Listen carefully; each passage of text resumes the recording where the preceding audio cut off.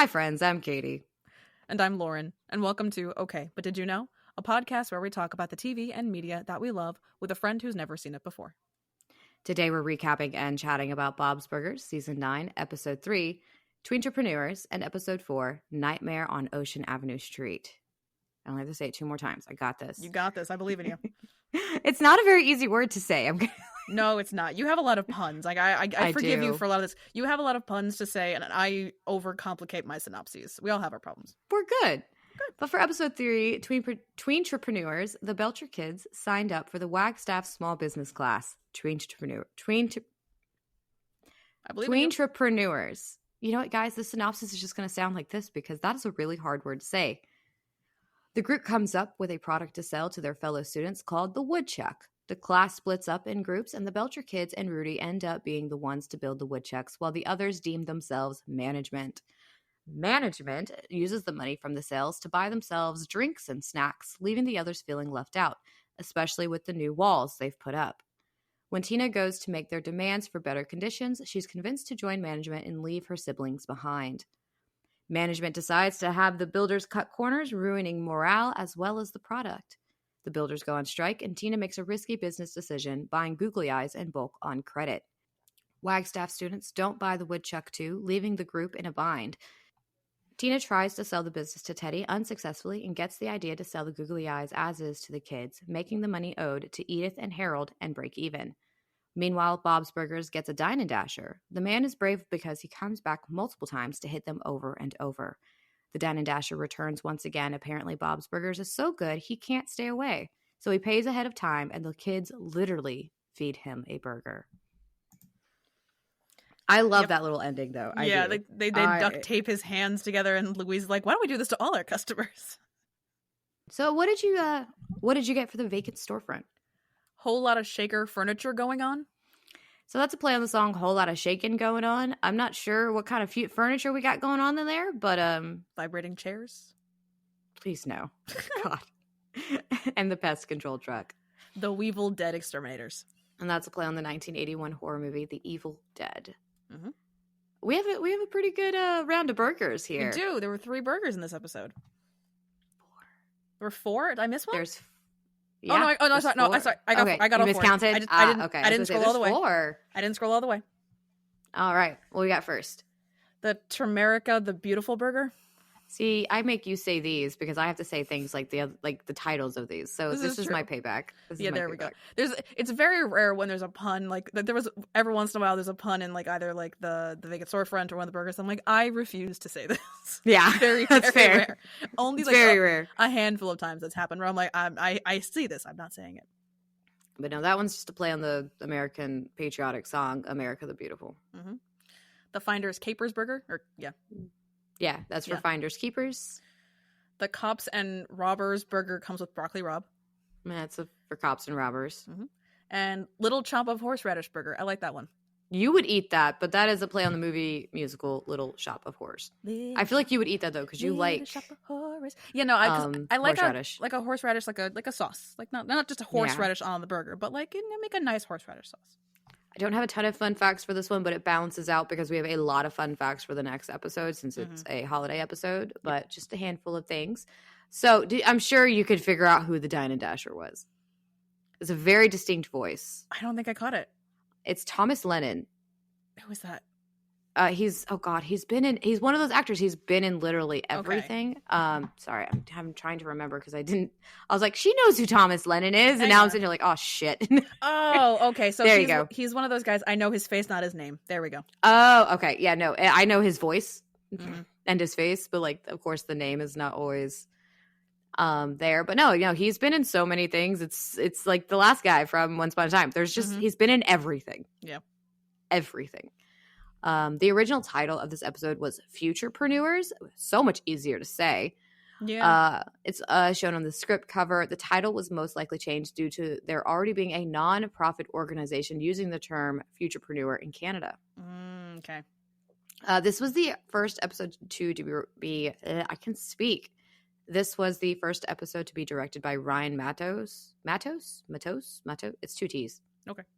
So we've got a different writer on this one, so it's not like the other ones. It's a little bit different. Mm-hmm. I still think it was really pretty well done and fit with the other writers and their styles. Mm-hmm. The scene where Jocelyn operates the soda spurt machine while Louise is trying to talk is reminiscent of Human Flesh, where Jean keeps firing the extinguisher while Hugo is trying to talk. But like I said, not a ton. All my notes are pretty much lines. I have commentary. I'll say that. 1, 2, 3, 4, 5, 6, 7, 8. I also have 8 lines. All right. I'm going to let you go first, though. All right. We're like Elon Musk, Tina being the muskiest. That was my first one that I wrote down, too. And I just went, this aged interestingly. Yeah. PBS will get you, boy. Don't poke that hornet's nest. I also had that one. I think I'm going to laugh if like all of ours are the same. Probably not, but I just have, whoa, math. One day Zeke wasn't around and I was bored. Lonely? No, more bored. Sad? That still sounds like a lot of ass. Quarter ass it is. Oh, sure. Tina, we'll just switch jobs. Like, people never get stuck in the same job their whole career. You think she'll do our taxes? A dust mask. It only sounded like whining because of my restricted windpipe. I believe people will buy anything with a higher number than the model that came before it. Yep. That was my next one. Darn it, Tina. It's your fault we're flunking. Now I'll never get into the Ivan League. I also have that one. This is my last one. You gotta waste money to make money. My last one is this one of those riddles where it turns out you're your own son? The lines are great, and I really do enjoy the storyline. Mm-hmm. You know, seeing Tina get a little bit capitalist. I can't even say that. I was trying to like capitalist E. Capitalist E, yeah, that's yeah. So yeah, this one's interesting. Yeah, the kids they learn the hard way, the ways of corporate America. Really, they did, because it was like.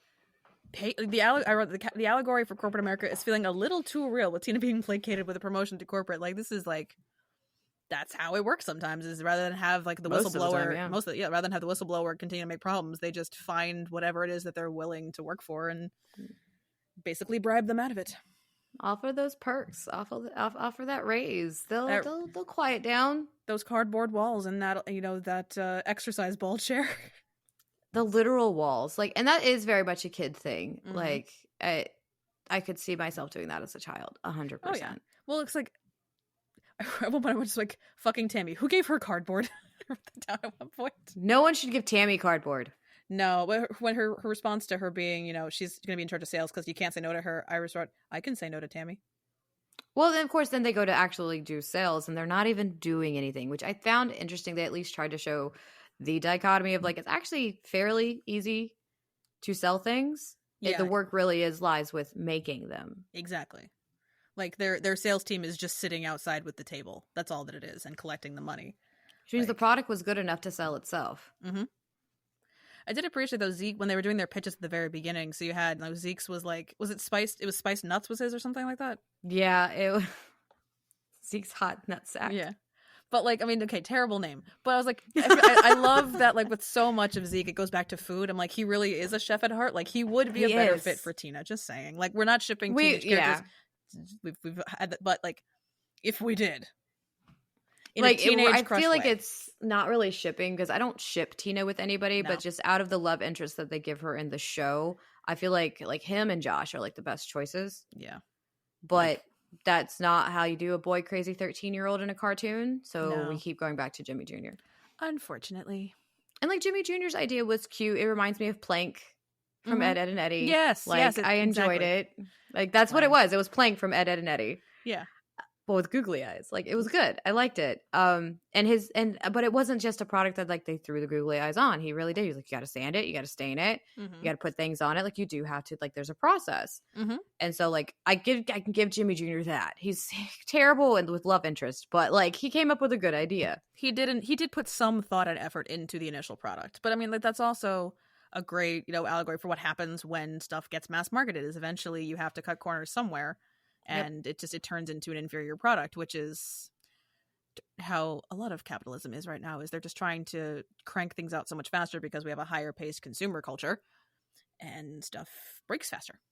Oh, yeah. I mean, that's the biggest complaint out there is like, why don't they make things like they used to? I was like, because like when you see the videos of like the 1950s refrigerators and like how they had kitchen setups, like was 1950s was a horrible time to be a woman. Horrible time to be a woman.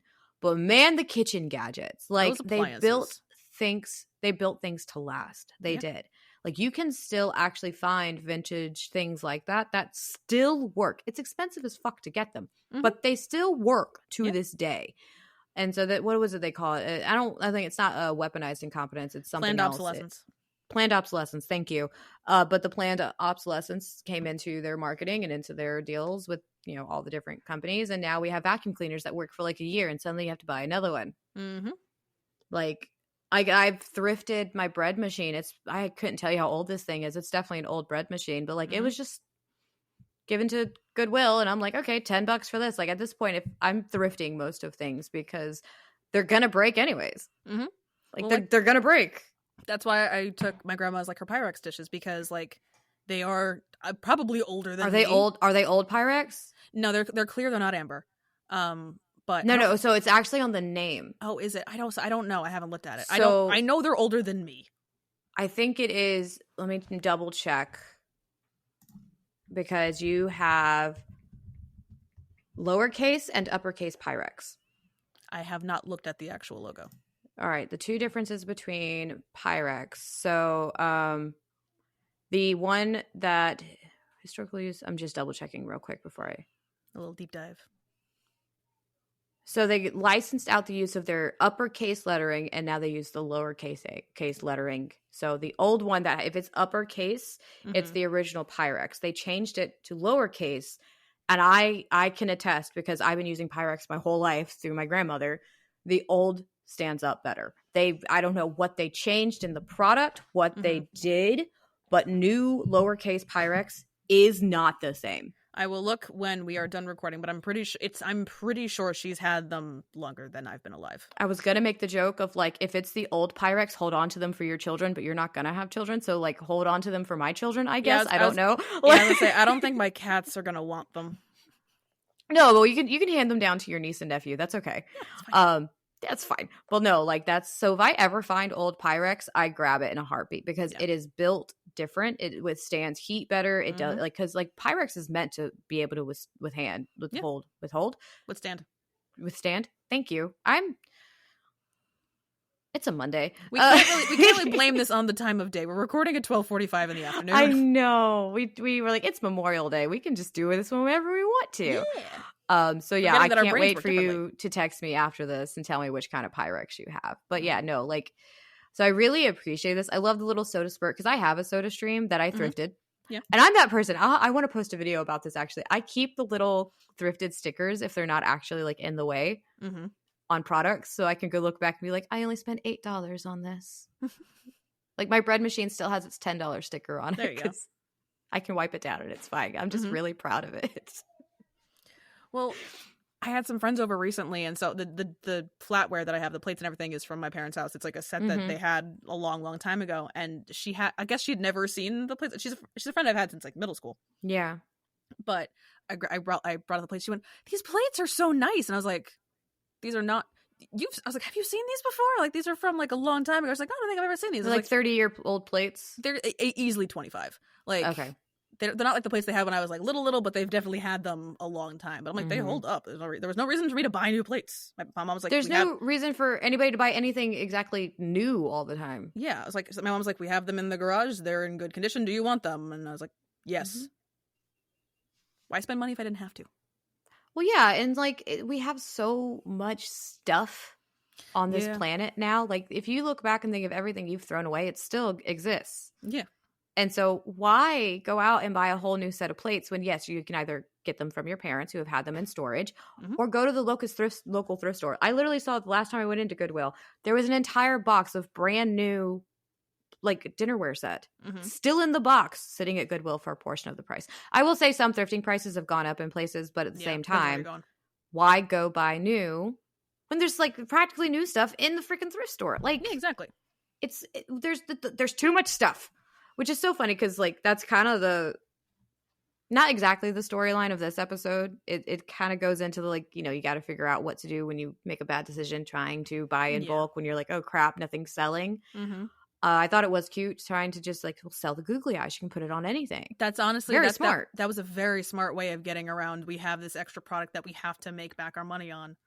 It's you can, anything is a chuck. You put because honestly, I mean, that's exactly what kids would do. Give them 2 googly eyes for $1. They'll put it on anything. Exactly. It's going to go on aptly. And that's what they did. And it worked out, thankfully. But I love like that the story is still pretty connected because you've got that going on plus the Dine and Dasher. So like it's still all business centered. Yeah, it's all business centered. And like this was a case of like, because it was business centered, but like not quite connected. But this is more a case of like, this is what the parents are up to while the kids are at school. And like they kind of blend it together with the kids coming home and talking about what's going on as well. So it makes the times like when like, because there's times when like the B plot is so disjointed of it being like, this is what the parents are doing while the kids are home. But this one didn't feel like it, I guess, because like you said, because it's the same blended it. theme. They blended it a little bit better than they have in the past. So it's interesting, but I mean, it's kind of hard for us to sit here and talk about things like this because we live in late stage capitalism, so it's kind of like a little bit different. No, it is, and like as like I admit, like I mean, my job there isn't like I mean. Someone does do things. There's not like a labor force that like works under me. Yeah, like, I work in a very specific white collar sector of an industry, but it is. I think of like it is true though. Like kind of like the more not true with my job. We're gonna leave my job out of this, but in general speaking, the higher up in corporate you get, the less they actually do. No, that's completely accurate. Like I work in F&B, and it's still true. Yeah, like I said, like for my team, the people that work above me, they work very hard. Like I see what they do. I appreciate you work in a good field where the work is that way. I also work for a good company that makes sure that like everyone is taken care of, so people feel like they can give their all the time. Those are like unicorns now. I love my company. I'm so happy for you. No, God no. I genuinely love my job. No, I'm so happy for you because like I enjoy my job, like aspects of my job. Everybody has a bad day, everybody has bad moments, but like I genuinely enjoy actually being a bartender. Like it's actually a lot of fun because like I come up with fun drinks like all the time. I came up with an adult Capri Sun recently, and my boss is like, "Please stop doing this to me. Like you're making me want to change the menu." Well, like practically, he's like, "Keep doing this." So I feel like I have this conversation with people a lot where it's like they hear about like the creative stuff that I do. We have the podcast, we have the books that I work on, we have the audiobooks and all this, and a lot of the question is like, so do you want to do any of this full time? And my answer is almost always no. I mean, there's always the very pragmatic thing of like, I need health insurance, and I know there are ways to do that while having a creative career, but it's different with my situation. But it's also a case of I like the stability, I like the people that I work with, I like the job, I like the company, I feel respected, which is always important. But more importantly than anything else, I can leave that job at the door when I close my computer. Exactly. It allows me should be able to do so. It allows me the creative energy to do the other creative projects that I want. And to be fair, if this was a perfect society situation where like Sorry. No, you're welcome to have that response. If we were in a perfect situation where there were no obstacles, there was nothing standing in my way, I would be a full-time audiobook narrator. I think that would be a lot of fun, very fulfilling. I would enjoy myself. However, that's not life. No, it's not. Like I said, I like bartending, but that's not what I want to do for my whole life. I want to write. I make commentary on books and now media as well, because I've branched out a little bit on my TikTok and on my socials, and like I want to be able to do more. But going into that and wanting to make money from that, because my insurance is through my husband. Yeah, like I'm married. He works his job, but like he's able to do what he wants once he's gone usually. Now that makes it harder in the holidays because postal carrier, but life is the way that it is, and we're doing what we can. And we live in the day and age you need 2 incomes. Which I find so funny though, because of course like people meet me at work and like I've had the question asked, like, well, do you read? And I laughed. I was like, do I read? Oh, yes, I do. To the point, my coworker that I told you about, I let borrow my copies of Ballad and Sunrise. He was so cute. He told me, yesterday, he's like, you know what? This morning, I started Ballad. He's like, it was raining. I got a cup of coffee. I lit a candle, and I read the entire first part of Ballad because he got so ingrained into it. And I'm just sitting there smiling like, all right, I got you. He's like, you got me back into reading. And I'm just like, dude, you've only known me a couple of weeks. Oh, sweet summer child. So he's already made the joke. He's like, I'm going to be done with both these books by the time we go back to work, because we work week on, week off right now. And I was just like, that's fine. And then he goes, I'm gonna have to watch the movies right after. And I just go, that's okay, I have the DVDs. he just goes, can my Xbox play DVDs? It's a good question. It's a good question. So I'm actually getting people back into reading at work. He has no idea the can of worms he's just opened. He has no idea. And I'm just going, like you said, sweet summer child. Like, he has no idea what he just unlocked. Because I mentioned the other book, Ebony Gate, to him. And when I said female John Wick and that she's called The Butcher of Beijing, he just goes, really now? I'm like, well, I know what you're reading next. So this is like with the stuff that I read. I can't necessarily recommend the books that I read to like, or even the books that I write to my coworkers. Because I was talking to somebody at the last event that I went to, and like we were talking about it, and she's like, "Oh, you should email me the link. I'll buy your book." And I was like, "Please don't. No, Please don't." But yeah, what did you I don't need anyone that knows me in real life to read these. What did you rate this? I gave Plot and Personal both 7s. I think it was the corporateness was a little too close to home, but I did enjoy the route that it took. And it got an 8 for character because, you know, the terrible teenagers they learned a lesson. And I do agree with Tammy with the multiple different kinds of chocolate covered almonds, because dark chocolate is superior to milk chocolate. No, I agree. So all in all, this gets a 22, which is an okay score. It's a decent episode.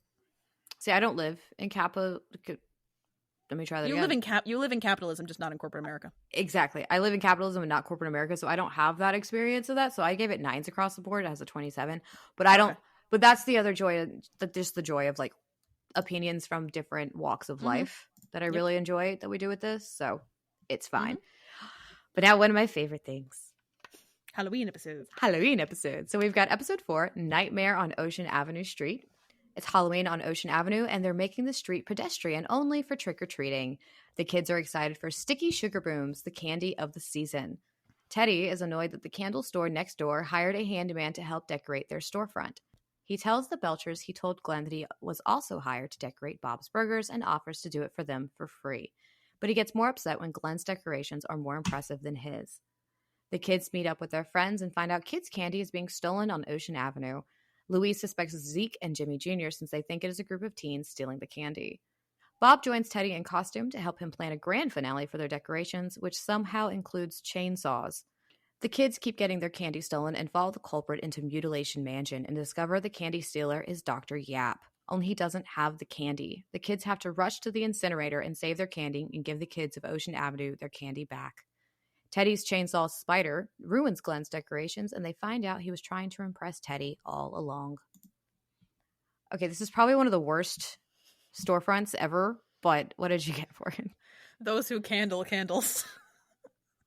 And that's a play on the phrase, those who can do, but it's like I love that it's included in the episode. I did like and we that, actually talk about it. Even Bob is like, I don't understand the name. He's even like, what? The pest control truck. The Bugadook Pest Control.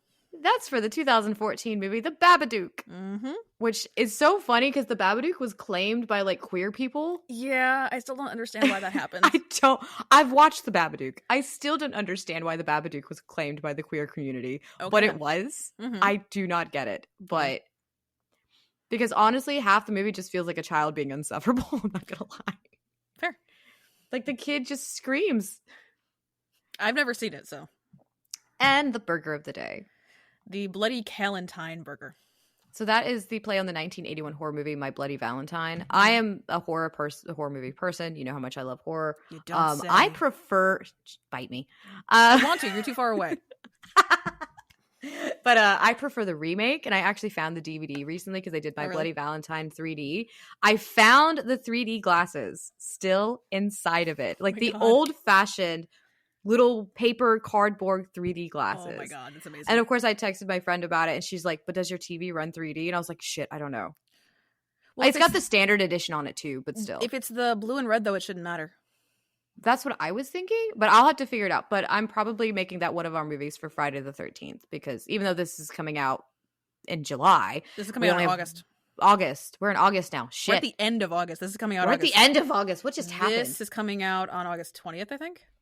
Oh my goodness. Never mind. 20th. Well, our only Friday the 13th is in June this year. We get one and one only, and I am off, and I am making the best of it. I don't care how much. Love you, babe. I don't care how much I torture my husband. But I have a lot of fun facts on this one. So it's a Halloween episode. It makes sense. Oh, yeah. But obviously the title is a reference to the 1984 film, A Nightmare on Elm Street. I own that one. I figured. I had that on DVD. Louise's costume is a dragon with the girl tattoo, a reversal of the titular character from The Girl with the Dragon Tattoo. I tried to read that book, but I was like a teenager and never really got into it. It's a smart costume, though. It was really big there for a while, though, and I don't remember why. Yeah, I don't know. Jean's costume is Andre 3000 the Giant, referencing Outcast member Andre 3000, and wrestler Andre the Giant. Linda dubs it So Fresh and So Jean, referencing Outcast, So Fresh and So Clean. Gotcha. Rudy says his costume is Paul Rudd from I Love You Man, and obviously we know Rudd plays Jericho in this show. And then Daryl's costume appears to be Pee-wee Herman, specifically during a scene from Pee-wee's Big Adventure, where he wears high heels while dancing to the Champ's Tequila. Edith and Harold, this is the first time I've seen their last name, but it's Edith and Harold Cranwinkle. Okay, that sounds about right. They're the Blues Brothers, Cran and Winkle, yes. Are dressed as the Blues Brothers as the Belchers go trick-or-treating.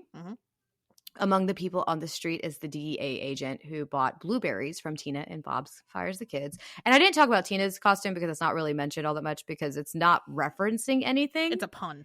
It's a pun. It's none of your business. She's a nun who has a briefcase. It's not like a reference to anything. It's a cute costume, though.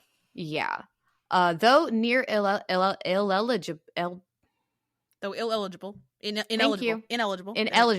I can't speak today.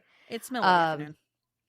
Seymour's Bay appears on the letter Bob reads from Dr. Yap, further referencing in the show's location following its official reveal in the Boys for Now episode that we just did. So wait, illegible is the word you're trying to say. Illegible. I can't say it. There we go. We figured it out. I'm not going to keep trying. Though you can't read it, this is what the flyer says.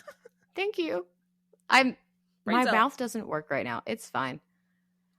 Many of the costumed extras seen walking the streets appeared in previous Halloween episodes, including the other competitors in the costume contest seen in Teen Witch. Okay. So they just kind of like reused things, which is fun. I like when they call back to something like the other Halloween episodes. It is a lot of fun. I love the idea of like we go to a pedestrian only area for trick-or-treating every year. Yeah. It's safer in a nearby town. An inspirational poster similar to the ones Teddy and Janine made in The Silence of the Louise appears inside Yours Truly stationery, reading, "Today's candy is tomorrow's cavity." The Mutilation Mansion has a sign reading, "Dismembers only." I like that. And the end credit song is a cover or parody of the Salt and Pepper track, "None of Your Business." And my favorite, stores seen on Ocean Avenue include Percy Jackson, Purse-Y, Shuey Lewis and the Shoes, and Mailed It. I like it. Like, can I live in this town, please? I love it. I want to live in this town where everything's a pun. I would be so fucking happy. And I have 1, 2, 3, 4, 5, 6 lines.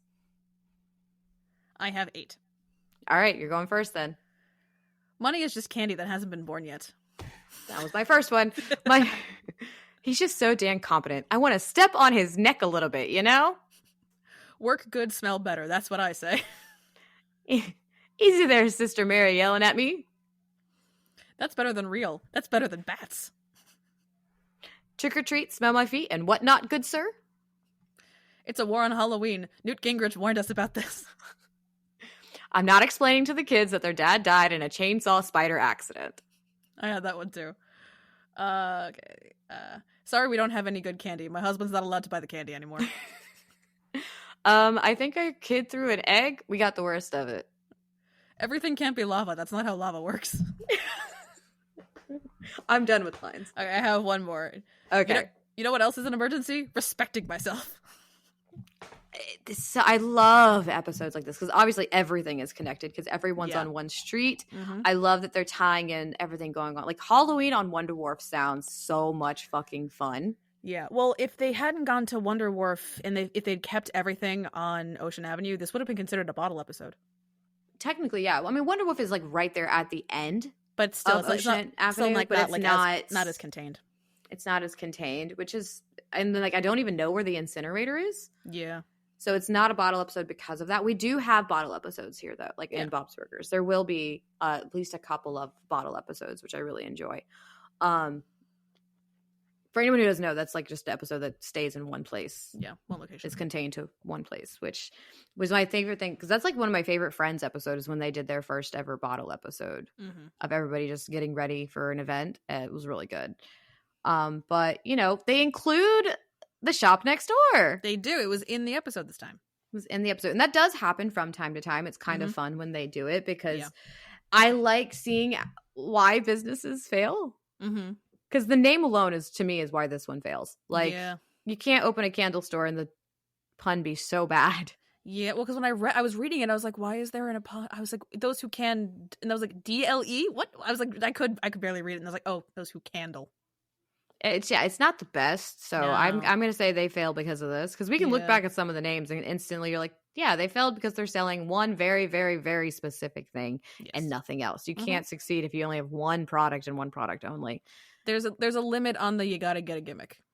Exactly. Very, very true. But I love the costumes. I love the kids. It is funny that it's Dr. Yap because the whole like, but more cavities, you make more money. And he's like, that's a common misconception. I'm like, but is it though? Because you do make money off of cavities. Yeah. Oh, well, the whole time I was trying to figure out who the, I think that's the point, is who's the one stealing the candy. And honestly, at first, when we saw the mask and we heard the heavy breathing, my first thought was, oh, this is regular sized Rudy. And then it was like, well, then he walked out. But then when he ran out and said, I lost my candy, I was like, maybe it is him and he's still just trying. And then they kept stealing the candy. I'm like, well, it's not regular sized Rudy. Damn it. Yeah, because like it almost sounded like wheezing. Yeah, his asthma. That's what it sounded like at first. But then it's the dentist stealing the candy. I liked the Scooby-Doo reference with it, like with how they handled all of that. Because like I feel like Scooby-Doo, because it's a mystery show, it should be involved in more Halloween things, and I feel like it isn't these days. It should be, and it's not, because it used to be the biggest thing, but they kept making remake after remake after remake. Because that was one of my favorite shows growing up, was Scooby-Doo, but it was very specifically Scooby-Doo. Where are you? Scooby-Doo, where are you? And I mean, I'm kind of partial because Simple Plan did the theme song for that one, and like I'm literally going to see them in concert, so I love them. But to me, that was like peak Scooby-Doo, because also around the time of like, I think after that one, after about the same time is when they decided to make the live action. And that was one of the few, though, like the sequel was just as good, if not better, as the first one. So like I really love the Scooby-Doo franchise. Like I even had, you're going to love this, I had a Scooby-Doo pillow when I was a kid, that there was like a little pocket that like there was a little Scooby-Doo doll that like hid in it, but it had every layer. So I had like the bun, lettuce, tomato, all the things. I love that so much. And it was my blind cat I had as a kid would sleep on it every night in my bed. So yeah, no, I've always loved Scooby-Doo. I love that you're pointing that out, because like that's one of my favorite things growing up on was Scooby-Doo. Like when I've shown my kids Scooby-Doo. Yeah, I think when I was little, I think my dad, we used to get like, they had like VHSs of like the original animation from I guess like the 70s. Yeah, like, we just 70s. watched that. Like it's just like, because it's like it's good spooky fun that's not scary.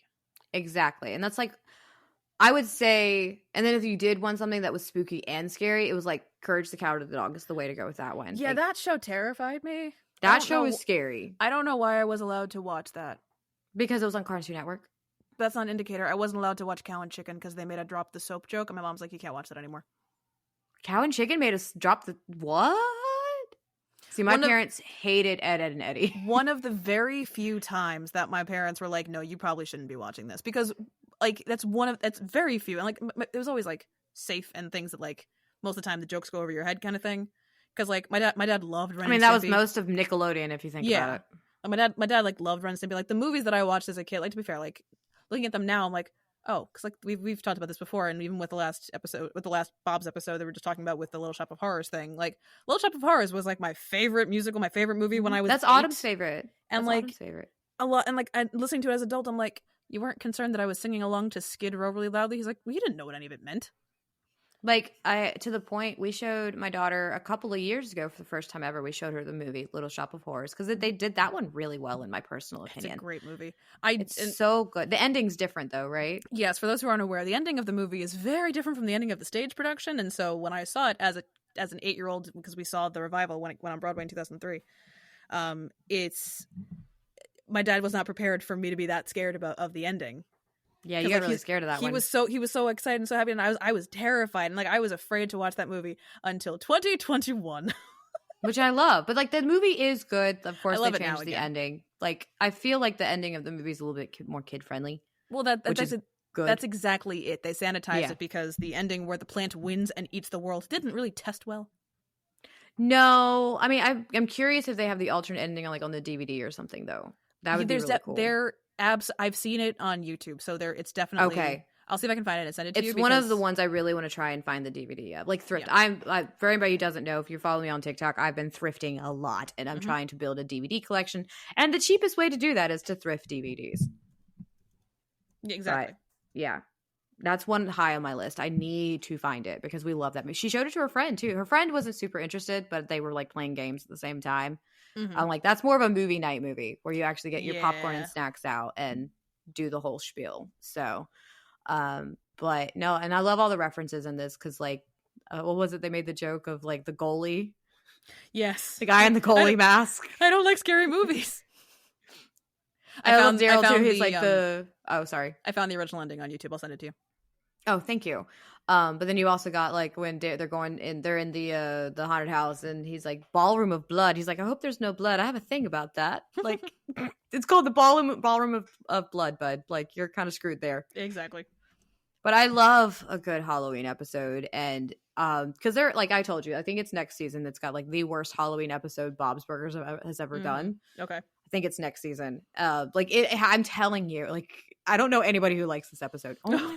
I just now have Little Shop of Horrors stuck in my head. I know. Little shop of horrors. Damn it, I'm gonna have to go watch it now. You're welcome. I'm not complaining. It's a good movie. I sang Somewhere That's Green at karaoke last couple weeks, and it was the small karaoke that I do where it's like mostly like theater kids. Like people sing all different kinds of things, but clearly we're all theater kids because as I started singing it, the one person just went, "You gotta do the accent," because it's impossible to sing that with it going like, I know Seymour is the greatest. It's hard to do it without that. And then everyone's just singing along. I'm like, this is amazing. It's so good. I love that. I don't have things like that here, but one day, who knows? But yeah, what I would say, what do you think about this episode? But I think I've picked up on it. It's a fun episode. And even like the thing with like Teddy and like the competition between the other handyman, I was just like, what? Although to be fair, just like, why with the chainsaws and why with the giant spider? I mean, the giant spider I was fine with because it like just at least moved around a little bit. It was a cool animatronic. But like the moment they're like, we got to do it big, and they start adding chainsaws, like, and that is such a Linda and like just wife thing of being like, because like I'm married to a man, love you, babe, and there's just the whole moments of like they'll go to do something stupid because that's just men, yeah, like honestly, and they'll go to do something stupid. I'm like, I'm not dealing with this. Like, I don't want to go to the hospital today. Please don't do the stupid thing. Understandably. And usually it doesn't end up at the hospital, but the chances that it does, like, I'm with Linda. Like, I don't want to tell the kids that you died from a chainsaw spider. Like, I agree, Linda. We've already had him go to the doctor for his finger crotch. Oh my God, the finger crotch. Can you imagine, though, if, like, someone actually had, like, ended up bleeding and next thing you know, like, once again, Bob is on the ground? Yeah. Oh, God, I love this like, show. What is that ER trip like? He's like, oh, what brings you in tonight? Well, my giant spider animatronic with a chainsaw hit me. Like, how do you? I'm sure they've seen everything in those ERs, but still, it's like giant spider chainsaw. Got it. I think that's why I'm so excited for the next season of The Pit. Yeah, is because they're gonna follow a 4th of July weekend, or I think it's like 4th of July, the day of 4th of July, because I think the busiest days, the craziest days for anybody in the medical field is 4th of July, Halloween, and New Year's Eve. I would imagine Thanksgiving too. I think Thanksgiving because the deep fryers, yeah. Yeah, a lot of deep fryers. So those are like their 4 busiest days of the year. Like, I wouldn't be surprised if like we're recording this on Memorial Day. I wouldn't be surprised if today is also busy. Because like my work did fireworks, and I came home and people were still shooting fireworks in my neighborhood. I'm like, it's Memorial Day, guys. Like, fireworks, all the grills, you add that with the alcohol. Oh, don't get me started on the alcohol. I'm sure that there's things going on. God, the amount of shots I poured. I'm sorry. I just want to know why people go Memorial Day. Let's get drunk. I don't know. Well, I yesterday when we went to just go get some beer just to be on the safe side in case people wanted it. And I was saying to my mom, like, yeah, there's the one cider in the fridge. I'll probably just have that. And I just went, like, I'm trying to drink less. She's like, you're trying to drink less? I'm like, because it's better for you. It's the shock of like, I feel like that's a very millennial type thing though. Is like people our age and like a little bit older than us, we're all starting to kind of give up drinking. But then I just think of like my early 20s and I'm like, there's a reason we're doing this. Yeah, well, because like, and I'll admit, like when I'm out like at a bar, in a place, at an event, sure, I'm gonna drink because it's fun. The drinks taste good, but like I'm at my parents' house for dinner. I'm not gonna like drink 3 beers for no reason. No, your family's not there. And like I have to drive. Like, you don't live there anymore. Your family's not Yeah, all coming over. You're like, I can enjoy a beer and go home. exactly. I can have one drink and that's fine because it tastes good. Exactly. So I know. I'm like, I'm still the person that I will pick up like non-alcoholic beer, non-alcoholic wine for Mhm. myself sometimes just because I miss the flavor. I will say I think my favorite is the non-alcoholic Blue Moon. Still Mhm. tastes like a Blue Moon, oh, interesting. which is very nice because I like a Mm. good Blue Moon. Like, Blue Moon is a good beer. Mhm. And so yeah, sometimes I'll pick up like the non-alcoholic and it tastes the same. Yeah. But towards the very beginning, I just went, oh, the kids finally got their candy right before the whole aspect of like, the kids getting the candy getting stolen. But I was proud of them for once. They actually got to go trick or treating. Yeah. It's been a while. Like, I feel like has it been the entire series since they've actually been able to? I mean, I guess they went trick or treating on King's Head Island, but yeah, I don't think we've seen them trick or treat since King's Head Island because Yeah. you have. Let me think. Nope, that's not what I wanted to do, but I did it. Mhm. I'm just gonna go to full show. So yeah, the first one we didn't have one in season 1. Didn't that? It's not Full bars is Full the bars is first season one. 3. So we have full bars Yeah. in season 3. They got to go trick or treating. We've got Fortnite. They didn't get to go trick or treating because they got stuck in the fort. Mhm. Tina and the Real Ghost. We don't see them trick or treat really because she's doing everything with the ghosts and all that. The Haunting is when they scare Louise, which Mhm. I love that episode. I don't care Yeah, they didn't me go too. trick or treating. And then what is the next one? Tina Witch. Nope, costume contest, so they didn't go trick or treating. And now we're on Mhm. Nightmare of Ocean Avenue. So yeah, no, Yeah. they haven't gone trick or treating since season 3. Yeah. That's wow. That's sad. That's so sad. Like, although like I said, I do really love the one where they scare Louise and That's get a for good that episode. experience. That is such a good episode of like familial love that it might be Mhm. my actual favorite Halloween episode, I think. Yeah. That's a good one. So what did you rate this one? So I gave it 8s for plot and personal. Again, very enjoyable. It was a fun mystery. I like the Scooby-Doo references. It was a lot of fun. Just not a 10. It was good. That's fine. And it gets a 9 for character. Similar thing. It's just the kids all get to band together and they have an adventure. And even the B plot, it's there for filler, but it's still entertaining to watch. It's like not disconnected. It's Halloween. Exactly. So altogether, it's a 25. That's not bad. Mine's a 30 because I figured it's me. We know this already. It's a Halloween episode. And it has to apparently be egregious for you to not like it. Like, I mean, because it's not a bad thing to have so many references to horror movies in a cartoon Halloween movie. Everyone does it. Everyone does it. Yeah.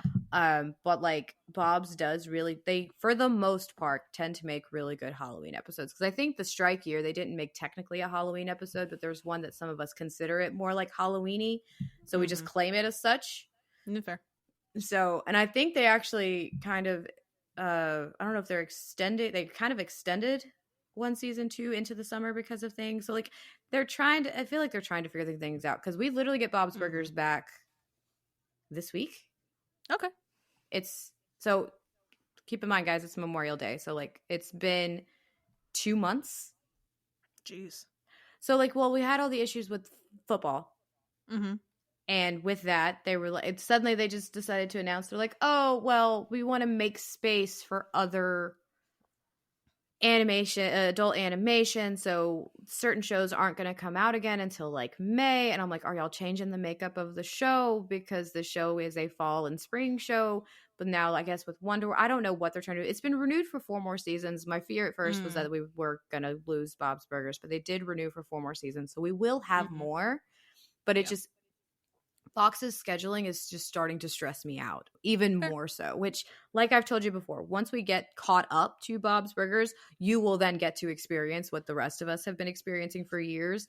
And you will then understand, be like, what the fuck, where's Bob's Burgers? Because they start off and you're like, okay, I got a Bob's Burgers episode. 3 weeks later, where's the next Bob's? Where is it? Because everything else seems to get in the way of it because to others, it's not important, but to us, it's like, no, give me my Bob's Burgers. So I think I'll enjoy when we get pretty much done. I say done, but we're still going to do Bob's episodes since it's a continual show Just Yeah. it won't be as frequent because of Bob's scheduling. Like Exactly. that Like we might just like have to like wait and like just till we have some and then do a bunch in a row. even if we do it per half season because there's so many gaps. You know what I mean? But it'll be interesting not having this situation anymore eventually. And I actually have like every week I don't have to worry about do we have more Bobs, you know, because I'll have a whole other show to do as well. But yeah, Bob's might get relegated to a special at some point. It might, but I think that's okay because like there's still looks like they are still trying to do at least 22 episodes a season for the most part or stay in that ballpark. But like I said, there's so many gaps in between. It gives us plenty of time to go, okay, they've put out this many episodes. We can go ahead and work on a couple of them because these don't take us much time to do. No. They're not as involved. Like they're involved. I do a lot of work on these. Don't get me wrong. Yeah, but they're not as involved as like your Once Upon a Time episodes because you do a lot of work for those. I do a lot of research for those. Exactly. I scrolled through a woman's Instagram through 10 years. I'm proud of you for that, man. That's a feat. And she posts a lot. Like that wasn't even a case of like she's the person that like she'll post like every once in a while if she's got a project going on. Like she posts even more when she has a project going on. So like while Rivals was happening, like I had to scroll through that took a while. I bet. Oh my goodness. It took a long time. Thank you all for listening. Join us next time when we discuss Once Upon a Time, episode 417, Heart of Gold. Don't forget to like, rate, and follow the podcast wherever you listen so you can be notified every time we publish a new episode. Follow us at OBDYK_pod on Instagram and Blue Sky. And if you'd like to join our Patreon, you can find the link with more details in our show notes. This has been an episode of Okay, But Did You Know? A TV and media podcast. It was hosted by Katie and Lauren and edited by Katie.